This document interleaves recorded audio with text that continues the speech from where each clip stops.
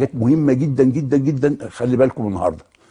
معلقه زيت الزيتون اللي على عسل النحل دي، حصل في امريكا حاجه غريبه قوي، ان في زي الاخ اللي سالني دلوقتي عن مرض السكر، سالته ان الوالدين عندهم سكر؟ مفيش. طب ده جاله سكر ازاي؟ هل جاله سكر كده all of sudden فجأة؟ لا. هو بيأتي ازاي؟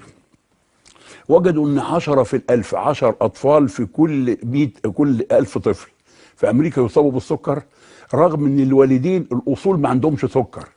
يجيبوا الكروموسوم رقم 16 في الذراع القصيرة على الموقع رقم 8، ويحللوا الدي ار او الدي كيو، يلقوا الدي ار ما فيش والدي كيو ما فيش، يبقى معنى ذلك الوالدين ما عندهمش اصول سكر. ايه اللي خلى طفل من بين الاطفال، يعني 5 اخوات، واحد فيهم بيصاب بالسكر؟ ليه؟ وجدوا ان ده بيصاب باللوز، واللوز بقى بتحصل فيها التهاب ويحصل له سخونه، بيودوا له طبعا للطبيب، يدي له ميديكيشن. الميديكيشن عباره عن مضاد حيوي وخافض للحراره وما الى غير ذلك. طيب الامر هنا لقوا بعد كده ان عدد كبير جدا من الاطفال اللي بيصابوا باللوز وتتكرر العمليه معاهم، لقوهم ديفلوب دايابيتس، يعني بيتطور الامر الى مرض السكر اللي هو غير وراثي، مفيش وراثه فيه. وجدوه 10 في الألف في امريكا.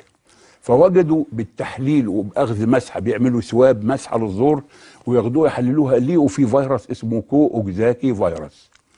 يا اخوانا انا بتكلم الكلام ده في منتهى الاهميه للامهات، عشان اطفالنا دي حاجه في منتهى الاهميه اللي انا بتكلم فيها دلوقتي.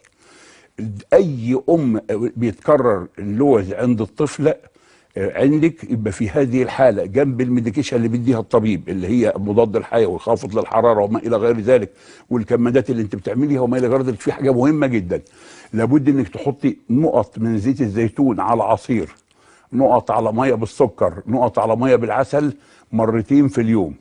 لان مشكله الكوكزاكي فيروس ده التركيب الجيني بتاعه، الجينيتك كود، الشهاد الوراثي بتاعه زي خلايا بيتا سيل في البنكرياس، نفس التركيب الجيني، نفس التركيب الارشاد الوراثي بتاعه.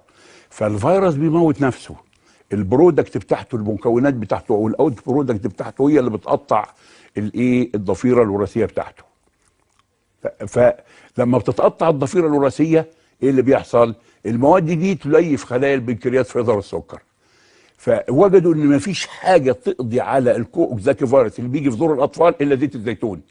لما نشروها في امريكا نزلت ال10 اطفال في الألف الى 1 في الألف، لان هم عندهم الوعي الصحي. انا كده بشحت الامهات للكلام ده في منتهى الاهميه، الكلام اللي انا بقوله. معنا مين يا فندم؟